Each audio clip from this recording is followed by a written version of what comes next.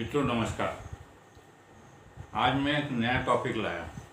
तो नया टॉपिक तो नहीं है, बाकी रामायण जितने जितने आप पढ़ें, मैंने वाल्मीकि रामायण है या दक्षिण भारतीय रामायण है, बंगाल का रामायण है, ये पढ़ेंगे तो कथा कहानियाँ अलग अलग। एक एंगल जो मैं अब बता रहा हूँ आपको, वो ऐसा भी वो एंगल ये है कि उसने कहा कि ये रावण जो है, मैंने राम ने जिसको मारा, वो पांचवा रावण था। इसके पहले भी 4 रावण हो चुके और उसमें का एक रावण इसी समय अयोध्या तक आया था।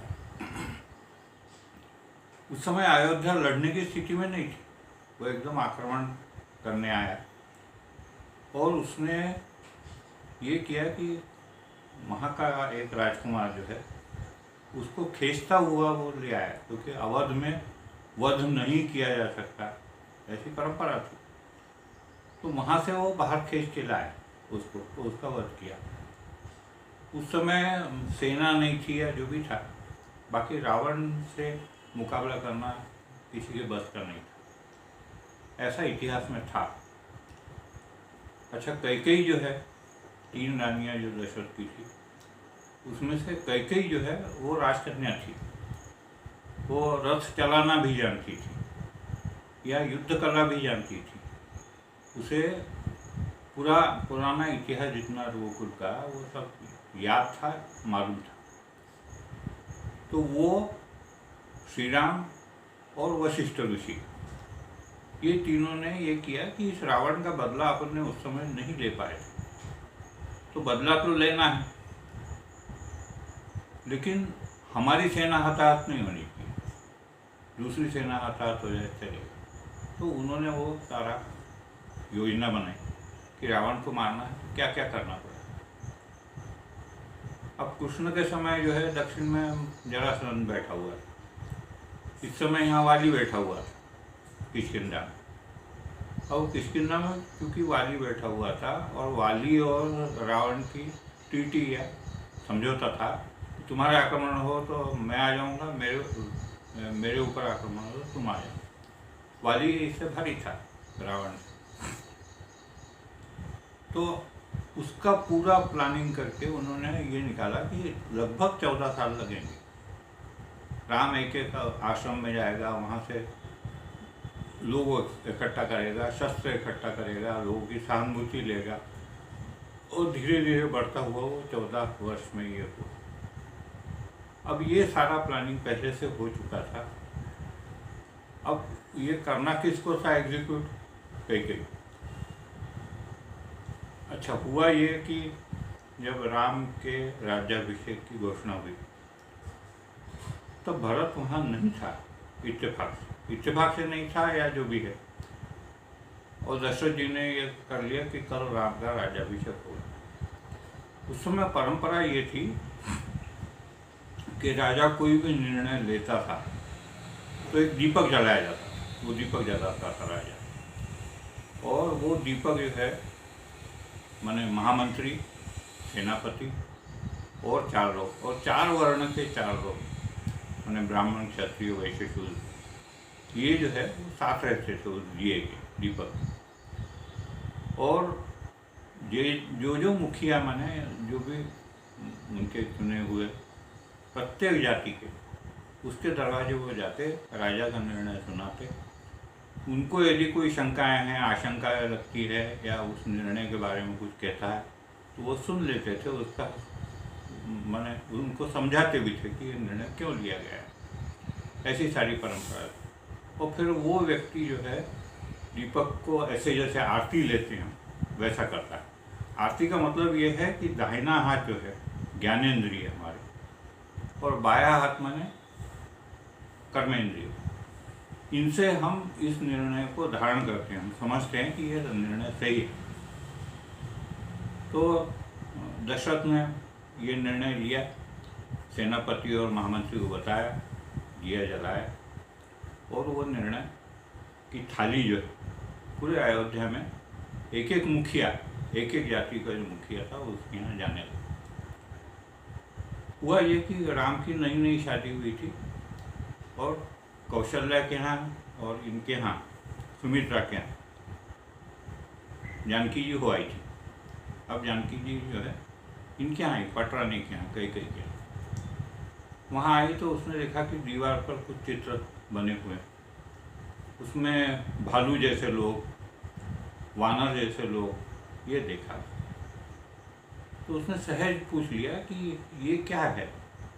तो उसने कहा ऐसे भी लोग हैं यहाँ पर, दक्षिण भारत में रहते हैं, ये बंदर जैसे पूछ लगा के या भालू जैसे इसमें वेश में ये लोग रहते हैं।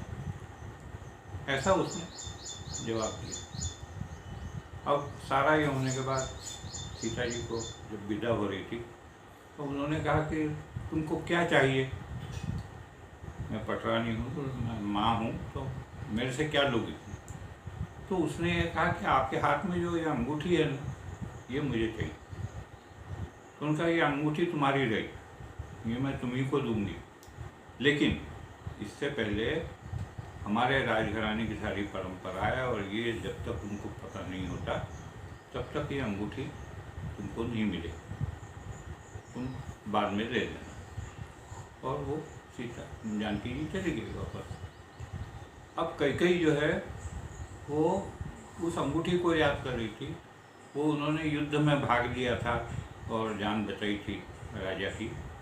तो उस समय उन्होंने ये कहा था कि आप वचन दे, मैंने ये अंगूठी इसलिए दे रहा हूँ कि मुझे वचन याद दिला देना आप कि तुम 3 चीज़ें कुछ भी मांग सकते, ठीक है।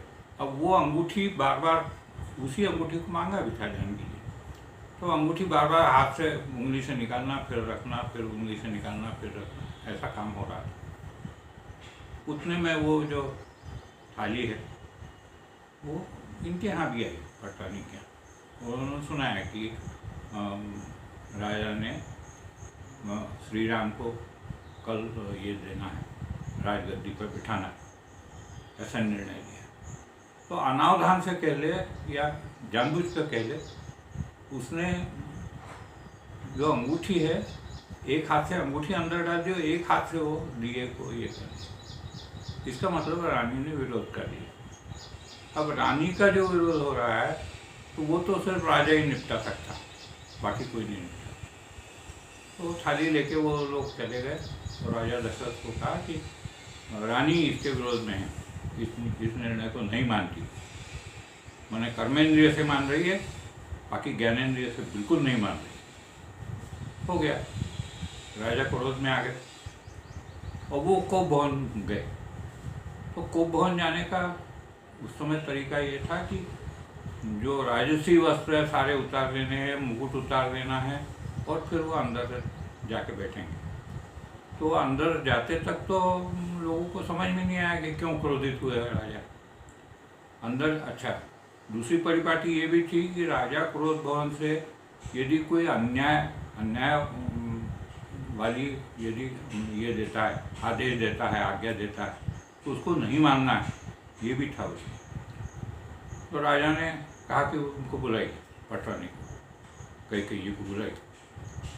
अब वो कैकेयी जी के यहाँ आके बताया कि महाराजा आपको बुला गए। अब चूंकि कोप भवन में बैठे हुए हैं महाराजा, तो कोप भवन में जाना है, इसलिए उसने सारे गहने उतारे, जैसा सादा वेश होता है वैसा सादा वेश करके वो वहाँ गई। हालांकि कुछ रामायणों में लिखा है कि कैकेयी ने अपने गहने उतार के फेंक दिए, ये किया, क्रोध दिखाया। ऐसा कुछ नहीं, ऐसा कुछ नहीं हुआ था। पहले राजा को भवन में गए थे और फिर रानी को भवन में गए। वहाँ जाने के बाद उसने पहले तो अंगूठी दिखाई, ये अंगूठी जो आरती में डाली थी वो देखी आप। उन्होंने कहा हाँ, क्या कहना है।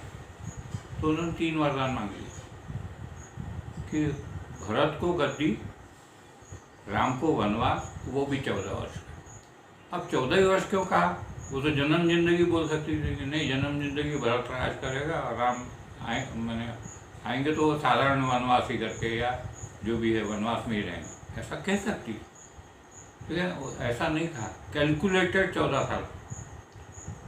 तो वो निर्णय हुआ, राम को बुलाया गया, श्री राम को, राम भी उसी वेश में आए, क्योंकि क्रोध भवन में कोप भवन में यदि जाना है तो उसी वेश में आए। तो महारानी ने उसका आदेश सुना दी, उनको 14 वर्ष का वनवास। अब ऐसा लगता है कि इस प्लानिंग में जो है उन राम को भेजना ये तो था, रावण को मारने के लिए राम को भेजना ये तो था, लक्ष्मण उसके साथ जाएगा ही जाएगा ये भी मालूम था।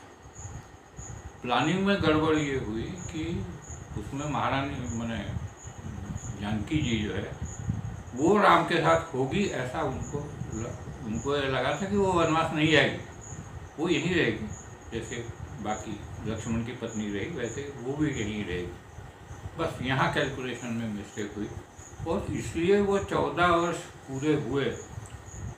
पहले तो प्लानिंग ये थी कि वो रावण को जीतेंगे और पैदल पैदल वहाँ तक आ जाएंगे अयोध्या से, लेकिन ऐसा करना संभव नहीं हुआ। वो जानकी जी के अपहरण के बाद जो है ये सारे जो नाटक हुए उसके कारण बिल्कुल मैंने 14 साल पूरे होने के लिए उधर भरत ने कसम खा रखी थी कि 14 साल का वनवास हुआ, जिस दिन 14 साल खत्म होंगे उसके उसी दिन यदि शाम तक भगवान नहीं पहुँचे तो मैं आत्मदाह करूँगा। इसलिए उनको वो विमान जो था, कुबेर का विमान था, पुष्पक विमान, वो वहाँ से उनको उससे आना पड़ा, पैदल नहीं आ सके, पैदल आ नहीं सकते थे, आ सकते थे लेकिन समय कि भरत कहीं जान ना दे, ये ऐसी एक कहानी है।